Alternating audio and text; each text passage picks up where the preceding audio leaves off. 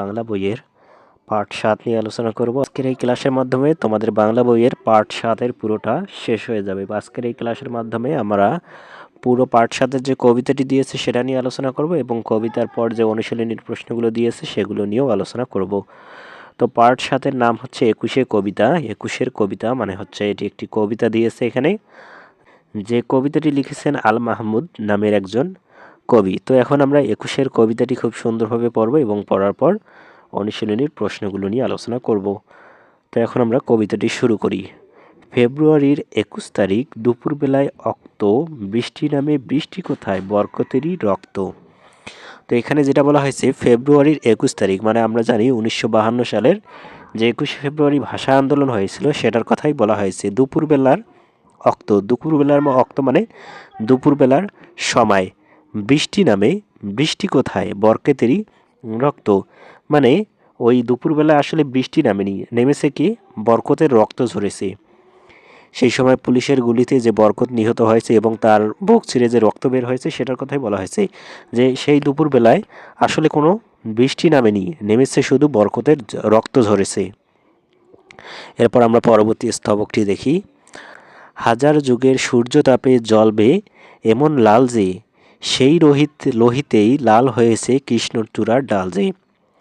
মানে হাজার যুগের সূর্যতাপে জ্বলবে মানে হাজার হাজার বছর ধরে বাঙালিদের যে অন্যায় অত্যাচারের বিরুদ্ধে যে স্ফুলিঙ্গ ফুটে উঠেছিল এমন লাল যে, সেই লোহিতেই লাল হয়েছে কৃষ্ণচূড়ার ডাল দে। এই যে বাঙালিদের বা ইংরেজদের শাসনামল থেকে শুরু করে পাকিস্তানি আমল পর্যন্ত বাঙালিরা যে শুধু নির্যাতিত হয়েছিল, রক্ত ঝরিয়েছিল, সেই লোহিতেই মানে এই লোহিতটাই কৃষ্ণচূড়ার যে ডালের যে ফুলগুলো লাল হয় সেটা যেন এই রক্তের কারণেই হয়ে গেছে, এই বাঙালিদের রক্তের কারণেই এই লালগুলো হয়েছে।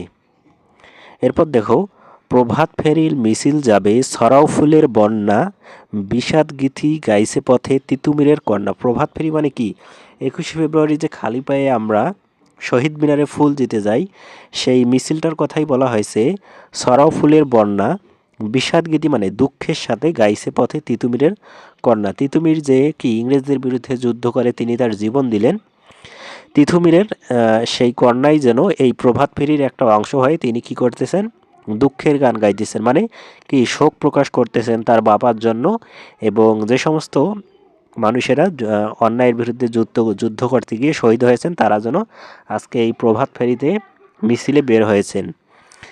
চিনতে নাকি সোনার ছেলে ক্ষুদিরামকে চিনতে রুদ্ধশ্বাসে প্রাণ দিল যে মুক্ত বাতাস কিনতে। তো এই যে প্রভাত ফেরির কথা বলা হয়েছে এখানে যেন ক্ষুদিরামও এসেছেন। ক্ষুদিরামকে যিনি রুদ্ধশ্বাসে মানে কি শ্বাস বন্ধ করে যিনি প্রাণ দিয়েছিলেন এই ইংরেজদের বিরুদ্ধে যুদ্ধ করতে গিয়ে যিনি প্রাণ দিয়েছিলেন, ফাঁসির দড়িতে হাসতে হাসতে যিনি ফাঁসির দড়িতে ঝুলেছিলেন, এই তার কথাও এখানে বলা হচ্ছে। মূলত একটি ক্ষুদিরাম হচ্ছে একজন বিপ্লবী, মূলত এখানে তার কথাও এই প্রভাত ফেরির যে মানুষরা যাচ্ছে তার কথাও এখানে যে যেন আজকে ক্ষুদিরামও নেমে এসেছে বা ক্ষুদিরামের যে উত্তরসূরিরা রয়েছে তারাই যেন আজকে এই প্রভাত ফেরিতে অংশগ্রহণ করেছে। এরপর দেখো, পাহাড়তলির মরণ চূড়ায় ঝাঁপ দিল যে অগ্নি, ফেব্রুয়ারির শোকের বসন পড়ল তারই ভাগ্নি। তো এখানে মূলত একজন ইংরেজদের বিরুদ্ধে যুদ্ধ করা বা বিপ্লব করা একজন মহিলা বিপ্লবীর কথা বলা হচ্ছে প্রীতিলতা ওয়াদ্দেদার, যিনি কি করেছেন চট্টগ্রামের পাহাড়তলি এই যাতে তিনি ইংরেজদের কাছে ধরা না পারেন এজন্য কি তিনি আত্মহত্যা করেছেন। তো সেটার কথাই এখানে বলা হয়েছে তার আত্মহত্যার কথা। এই ফেব্রুয়ারির শোকের মাসনে তা ভগ্নী মানে কি বোন, অর্থাৎ এই প্রীতিলতার যারা এই প্রভাত ফেরিতে অংশগ্রহণ করেছিল তারা যেন এই কি প্রীতিলতার বোনেরাই অংশগ্রহণ করেছে, তার যে উত্তরসূরিরা রয়েছে তারাই যেন এই প্রভাত ফেরিতে অংশগ্রহণ করেছে। এরপর দেখো, প্রভাত ফেরি আমায় নেবে সঙ্গে, বাংলা আমার বচন আমি জন্মেছি এই বঙ্গে। তো এখানে বলা হচ্ছে কবি তার নিজেকে অর্থাৎ বাংলায় জন্মগ্রহণ করেছেন, বাংলায় বচন মানে কি কথা, বাংলায় কথা বলা, প্রভাত ফেরি বা এই মিছিলে যে যোগ দেওয়ার জন্য কবি কি নিজেকে আহ্বান জানাচ্ছেন। তিনি এই বাংলাদেশে জন্মগ্রহণ করেছেন বা এই বঙ্গে জন্মগ্রহণ করেছেন সেটার কথাই এখানে তিনি বলেছেন। তো কবিতাটি থেকে আমরা মূলত বিভিন্ন বিপ্লবীদের যে দিকগুলো রয়েছে সেগুলো দেখলাম।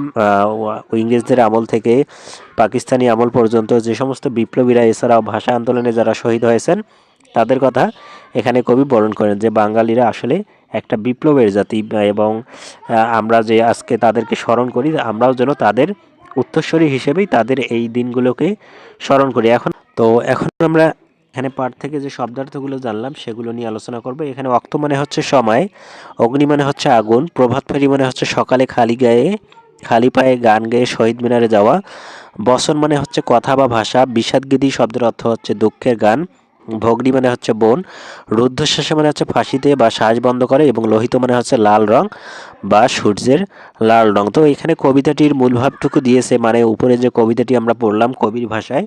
তো এখানে আসলেই কবি এখানে কবিতাটি দ্বারা কি বোঝাতে চেয়েছেন সেটাই আমরা এখন একটু পড়ে নিই।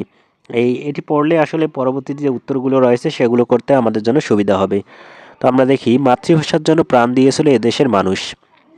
ফেব্রুয়ারির 21 তারিখ তাদের স্মরণে অনুষ্ঠিত হয় প্রভাত ফেরি। এই কবিতায় কবি 21শে ফেব্রুয়ারিকে স্মরণ করেছেন। প্রভাত ফেরিতে হাঁটতে হাঁটতে তার মনে পড়েছে শহীদ বরকতের কথা। মনে হচ্ছে আকাশ থেকে ঝরে পড়ছে বরকতের রক্ত, সেই রক্ত যেন লাল হয়েছে কৃষ্ণচূড়ার ফুল। কবির মনে পড়ছে শহীদ তিতুমিরের কথা। ইংরেজদের সঙ্গে যুদ্ধ করে তিনি শহীদ হয়েছিলেন। প্রভাত ফেরির মিছিলে শোকের গান গাইছে সেই তিতুমিরের কন্যা। আবার এই মিছিলেই শরিক হয়েছেন শহীদ ক্ষুদিরাম, তিনিও যুদ্ধ করেছিলেন ইংরেজদের বিরুদ্ধে। এখানে শহীদ বীরদের স্মরণ করা হয়েছে। কবিতায় নিজের দেশ ও ভাষার প্রতি ভালোবাসার কথাও বলা হয়েছে।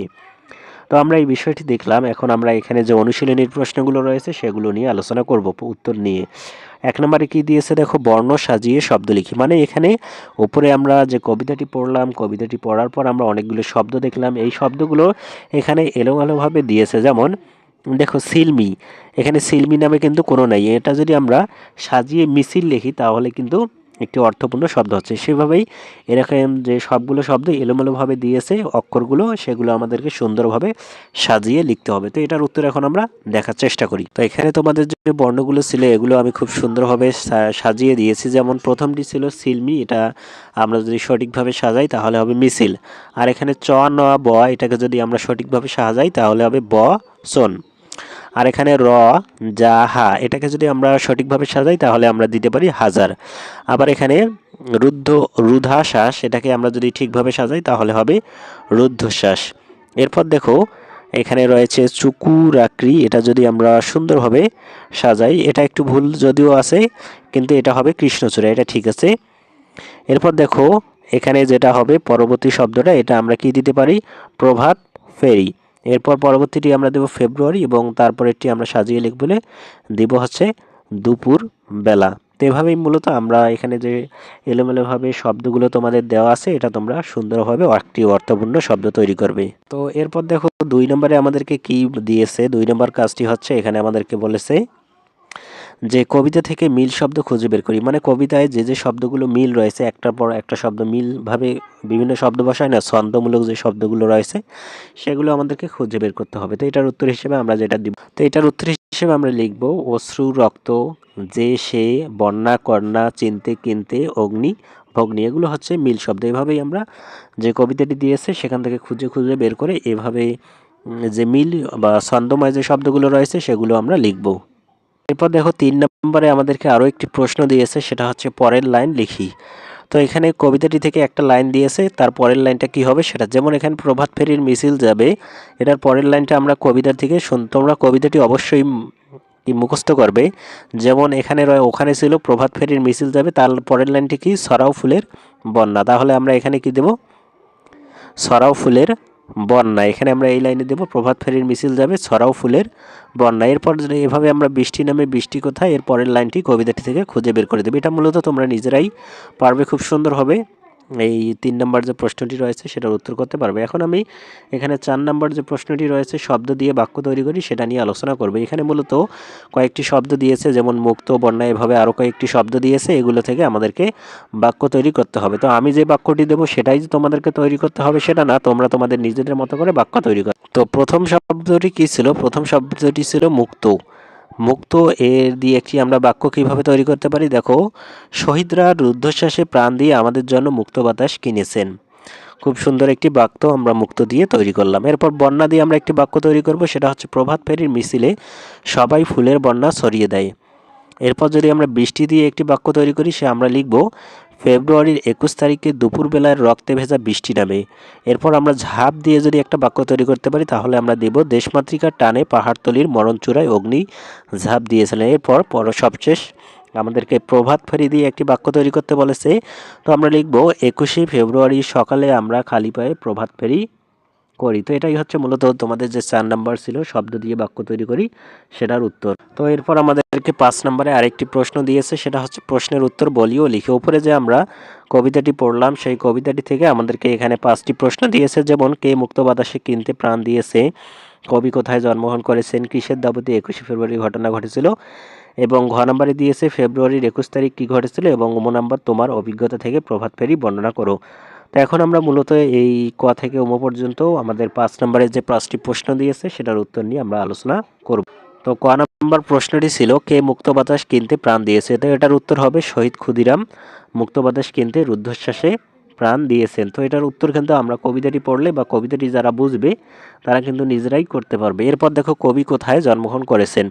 তো এটার উত্তর হবে কবি আল মাহমুদ এই বঙ্গে জন্মগ্রহণ করেছেন বা এই বাংলাদেশে জন্মগ্রহণ করেছেন। তো গ নম্বর কিসের দাবিতে 21শে ফেব্রুয়ারির ঘটনা ঘটেছিল। তো এটার উত্তর হিসেবে আমরা দেব মায়ের ভাষা বাংলার দাবিতে 21শে ফেব্রুয়ারির ঘটনা ঘটেছিল, মানে মাতৃভাষার জন্য 21শে ফেব্রুয়ারির কি ঘটনাটি ঘটেছিল। ফেব্রুয়ারির 21 তারিখ কী ঘটেছিল। তো এটার উত্তর হিসেবে আমরা দেব যে 1952 সালের 21শে ফেব্রুয়ারি মাতৃভাষার জন্য বাংলার সোনার ছেলেরা প্রাণ দিয়েছিল এবং সেই রক্তে কৃষ্ণচূড়ার ডাল লাল হয়ে গিয়েছিল। এরপর দেখো উম নাম্বার যেটা আমরা দেব সেটা হচ্ছে নম্বর প্রশ্নটি হচ্ছে তোমার অভিজ্ঞতা থেকে প্রভাত ফেরির বর্ণনা দাও। তো এটার উত্তর হিসেবে আমরা দেব 21শে ফেব্রুয়ারি ভোরে আমরা খালি পায়ে হাতে ফুল নিয়ে মিছিলে বের হই, সবার মুখে থাকে আমার ভাইয়ের রক্তে রাঙানো 21শে ফেব্রুয়ারি গানটি, আমরা শহীদ মিনারে গিয়ে পুষ্পস্তবক অর্পণ করে শহীদের শ্রদ্ধা জানাই। তো এটাই হচ্ছে মূলত তোমার যে নিজের একটা অভিজ্ঞতা প্রভাত ফেরি সম্পর্কে তোমরা এভাবে দিবে। এটাই হচ্ছে মূলত 5 নম্বরের উত্তর। তো এরপর দেখো পরবর্তী যে একটি কাজ দিয়েছে সেটা হচ্ছে বেমানান শব্দটি আলাদা করে পাশে লিখি। তো এখানে মূলত দেখো বাবা মা বন্দি বোন, এই বাবা মা এবং বোন এই 3টি শব্দ কিন্তু একটা সম্পর্কের বোঝাচ্ছে, আর বন্দি এটা একটি আলাদা শব্দ, মানে এটা হচ্ছে এই 3টি শব্দের সাথে এই শব্দটি আসলে মানায় না, এটা হচ্ছে বেমানান, তার মানে এটি আমাদেরকে লিখতে হবে। তো এভাবেই আমরা বাকিগুলো করার চেষ্টা।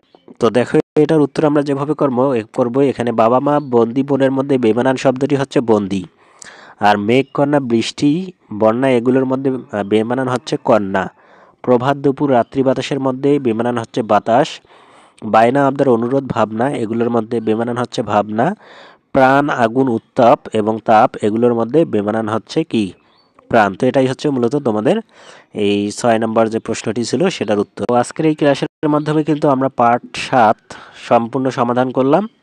আজকের ক্লাসটি এই পর্যন্ত। পরবর্তী ক্লাসে আমরা পার্ট 8 চিল ও বিড়াল নিয়ে আলোচনা করব। তার জন্য অবশ্যই তোমরা চ্যানেলটি সাবস্ক্রাইব করে রাখবে।